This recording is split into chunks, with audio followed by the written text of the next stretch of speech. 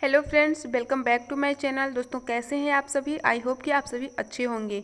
दोस्तों आज की इस वीडियो में हम लोग जैसे कि इसी जनवरी 2024 के लिए बाल विकास एवं शिक्षा शास्त्र जो कि प्रीवियस ईयर में क्वेश्चंस पूछे गए हैं उन क्वेश्चंस को डिस्कस कर रहे हैं। तो दोस्तों आज हम उसके आगे की क्लास को कंटिन्यू करते हैं। तो अपने क्वेश्चन को चलिए डिस्कशन शुरू करते हैं। दोस्तों क्वेश्चंस है जेंडर डॉट डॉट है, ठीक है। एक ऐसी अस्मिता है जो सामाजिक संरचनाओं द्वारा आकृति पाती है, गर्भधारण के समय से ही पूर्व निर्धारित होता है, एक जन्मजात जैविक गुण है, समाजीकरण की संस्थाओं से प्रभावित नहीं होता। तो दोस्तों यहाँ पर जेंडर के बारे में पूछ रखा है, दे रखा है एक ऐसी अस्मिता है जो सामाजिक संरचनाओं द्वारा आकृति पाती है, गर्भधारण के समय से ही पूर्व निर्धारित होती है। दोस्तों यहाँ पर जो लिंग होता है, हिंदी में याद करना है, जो लिंग होता है ना वह, ठीक है, जो लिंग होता है वह गर्भधारण के समय ही निर्धारित होता है कि ये जेंट्स है, ये फीमेल है, ठीक है। तो यहाँ पर जेंडर एक सामाजिक संरचना है जो कि कुछ होता बोता नहीं है। एक जन्मजात जैविक गुण है। दोस्तों यहाँ पर जेंडर जैविक गुण नहीं है, यहाँ पर लिंग आएगा तो सही हो जाएगा। सामाजिक संस्थाओं से प्रभावित नहीं होता। दोस्तों जो जेंडर है वह सामाजिक संरचनाओं से प्रभावित होता है। तो दोस्तों इसका जो राइट आंसर होगा वह हो जाएगा एक ऐसी संरचना है सामाजिक संरचनाओं द्वारा आकृति पाती है। जैसे समाज के द्वारा ही जेंडर सुसाधित किया जाता है, जेंडर एक जैविक संरचना नहीं होती है। चलिए दोस्तों बात करते हैं अगले क्वेश्चंस को। विभिन्न सामाजिक, आर्थिक और सांस्कृतिक पृष्ठभूमि के बच्चों के युक्त कक्षा में विविध पाठ्यक्रम होने से सभी छात्रों के सीखने के अनुभव समृद्ध होते हैं। यह कथन क्या है। सही है क्योंकि बच्चे अपने साथियों से कई कौशल सीखते हैं। सही है क्योंकि यह कक्षा को अधिक श्रेणीबद्ध बनाता है। गलत है क्योंकि इससे अनावश्यक प्रतिस्पर्धा होती है। गलत है क्योंकि यह बच्चों को भ्रमित कर सकता है और वे खोया हुआ महसूस कर सकते हैं। तो दोस्तों यहाँ पर क्वेश्चन पूछा है हमारा कि जो विभिन्न सामाजिक, आर्थिक, सांस्कृतिक पृष्ठभूमि के बच्चे से युक्त कक्षा में विविध पाठ्यक्रम होने से सभी छात्रों के सीखने के अनुभव समृद्ध होते हैं, यह कथन है। तो दोस्तों यहाँ पर जो है विभिन्न सामाजिक सांस्कृतिक पृष्ठभूमि यानी कि बच्चे अलग अलग पृष्ठभूमि से आएंगे, वहाँ पर समावेशी शिक्षा को बढ़ावा दिया जा रहा है। बच्चे अपनी अपनी संस्कृतियों को साझा कर रहे हैं और अपनी अपनी मातृभाषा को भी साझा कर रहे हैं। इससे बच्चों में जो होगा उनके सीखने की प्रक्रिया में सहायता मिलेगी, उन्हें अच्छा इन्वायरमेंट मिलेगा। तो दोस्तों ये जो बात हुई ना, अनुभव समृद्ध होते हैं, बिल्कुल करेक्ट है। तो यहाँ तो हमें पता होना चाहिए कि ये बात सही है, तो हमें दो ही ऑप्शन पे जाना चाहिए कि सही है और सही है, ठीक है। तो यहाँ पर ए और बी दोनों लिखे हैं सही हैं, सही हैं। चलिए देखते हैं कौन सा ऑप्शन हमारा करेक्ट होगा। सही है क्योंकि बच्चे अपने साथियों से कई कौशल सीखते हैं। सही है क्योंकि यह कक्षा को अधिक श्रेणीबद्ध बनाता है। तो दोस्तों इसमें से जो बहुत ही ज़्यादा इम्पोर्टेंट ऑप्शन है, बहुत ही ज़्यादा श्रेष्ठ ऑप्शन है, वह हमारा फर्स्ट ऑप्शन है, क्योंकि बच्चे अपने साथियों से कई कौशल सीखते हैं। जैसे कि एक बच्चा है, उसका दूसरा सामने साथी दूसरा है बच्चा, ठीक है, ये इसकी संस्कृति कोई अलग है, इसकी संस्कृति अलग है, तो ये वाला बंदा इस संस्कृति, इस बच्चे की संस्कृति को समझेगा, इसकी भाषा को भी समझेगा। तो यहाँ पर इस तरह से अनेक कौशलों को सीख पाएंगे। चलिए दोस्तों बात करते हैं अगले क्वेश्चंस को। अधिगम के लिए मूल्यांकन किस प्रकार का होना चाहिए। संदर्भित, मानकीकृत, मानक संदर्भित, अध्यापक अभिमुखी। तो दोस्तों यहाँ पर पूछा है कि अधिगम के लिए मूल्यांकन किस प्रकार का होना चाहिए। मानकीकृत मूल्यांकन नहीं होना चाहिए दोस्तों। मानदंड संदर्भित ये भी नहीं होना चाहिए।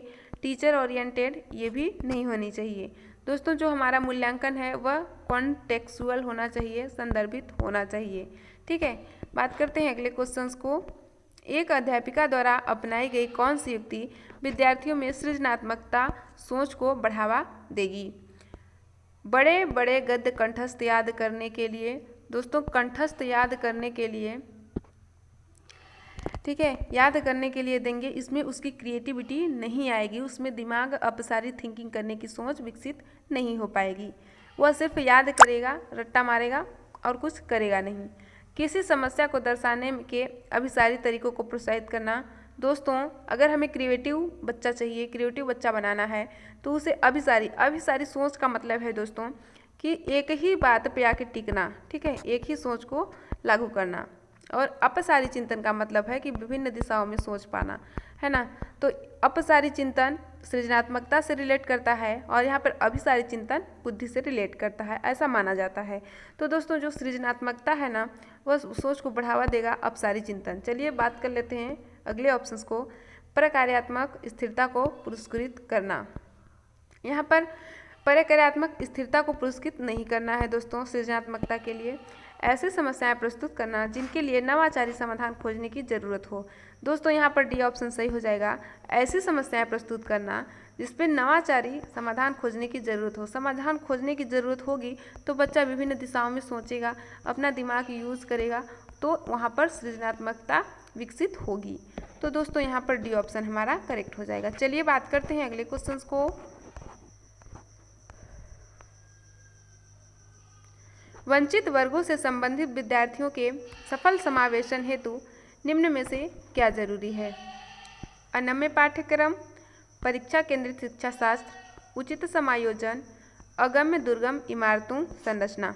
दोस्तों जो वंचित वर्ग से संबंधित विद्यार्थी हैं उनके समावेशन के लिए निम्न में से क्या जरूरी है, ऐसा पूछा है।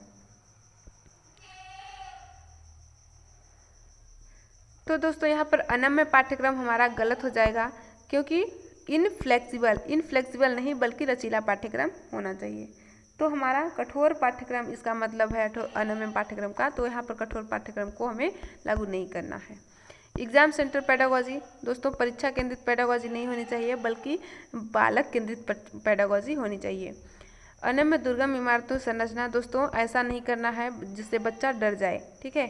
उचित समायोजन, विविध संस्कृति से आने वाले बच्चों के लिए उचित समायोजन की आवश्यकता है, उनके समावेशन के लिए उचित समायोजन जरूरी होता है। चलिए दोस्तों बात करते हैं अगले क्वेश्चंस को। निम्न में से किस सिद्धांत पर समावेशन की विचारधारा आधारित है? समता, समानता, अलगाव, पक्षपात। दोस्तों पूछा है कि निम्न में से किस सिद्धांत पर समावेशन की विचारधारा समाहित है, ठीक है, विचारधारा आधारित है।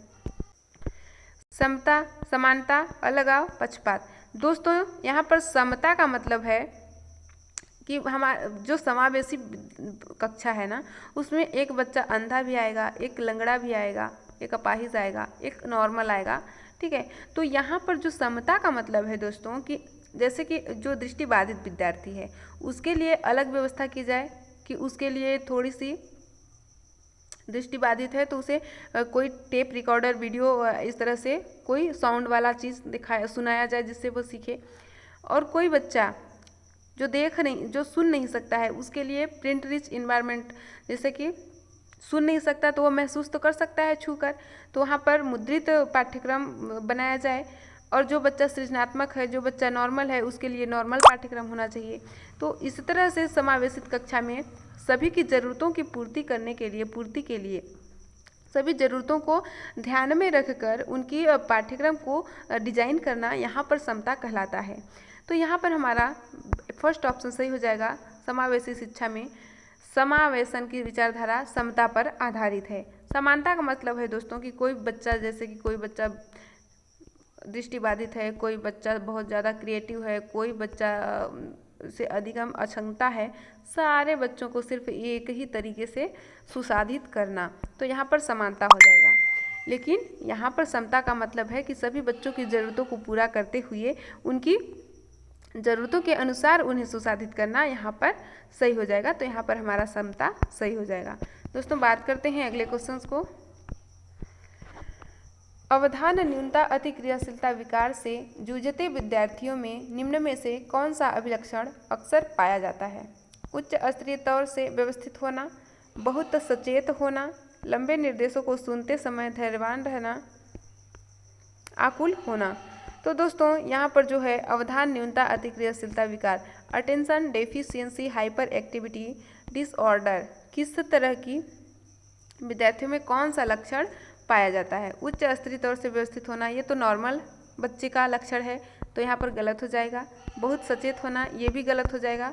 जो अति क्रियाशील विकार से जूझते हैं। अवधान न्यूनता अति क्रियाशीलता विकार मतलब दोस्तों इस विकार में बच्चे ज़्यादा समय तक कहीं टिक नहीं पाते हैं, मतलब वह ध्यान केंद्रित नहीं कर पाते हैं। 15 मिनट से ज़्यादा वो कर ही नहीं पाएंगे, लगातार कंटिन्यू पढ़ाई कर ही नहीं सकते, एक जगह बैठ ही नहीं सकते, उन्हें दिमाग में विचलन होने लगता है, वह अटेंशन नहीं कर पाते हैं, ध्यान केंद्रित नहीं कर पाते हैं। लंबे निर्देशों को सुनते समय धैर्यवान रहना। वह लंबे निर्देशों को कैसे सुन सकता है जब वह 15 मिनट से ज़्यादा टिक ही नहीं सकता, बैठ नहीं सकता, उसे बोर लग रहा है। ठीक है, तो यहाँ पर लंबे निर्देश धैर्यवान नहीं बना रहेगा। ठीक है, यहाँ पर आकुल होना, हाँ डी ऑप्शन सही हो जाएगा। दोस्तों जो अवधान न्यूनता अति क्रियाशीलता विकार से जो विद्यार्थी जूझ रहा है उसका प्रमुख लक्षण है आकुल होना, व्याकुल होना, आकुल होना वही है दोस्तों। वह ज़्यादा टाइम तक उसे बैठा देंगे क्लास में तो वह आकुल हो जाएगा, व्याकुल हो जाएगा। मान लीजिए उसे लगेगा कि कब टीचर चले जाएं और हम थोड़ा सा बाहर घूम के आ जाएं, तो इस प्रकार के डिसऑर्डर को अवधान न्यूनता अति क्रियाशीलता डिसऑर्डर कहा जाता है। दोस्तों यहाँ पर इसका लक्षण है डी ऑप्शन। ठीक है, चलिए बात करते हैं अगले क्वेश्चंस को। सृजनात्मकता विद्यार्थी के बारे में निम्न में से क्या सही है? सृजनात्मक विद्यार्थी के बारे में निम्न में से कौन सा सही है? ठीक है, वे कार्य को समझने में काफ़ी समय लेते हैं। दोस्तों जो मंद बुद्धि वाले होते हैं समय वे लेते हैं, सृजनात्मक विद्यार्थी तो झटपट से समझ जाते हैं। वे नवीन और मूल विचार सुझाते हैं। वे अपने सहपाठियों के मुकाबले संज्ञानात्मक विकास में पिछड़े होते हैं। दोस्तों जो सृजनात्मक बालक होते हैं वह अपने सहपाठियों की तुलना में आगे होते हैं। ठीक है, तो यहाँ पर सी ऑप्शन गलत हो जाएगा।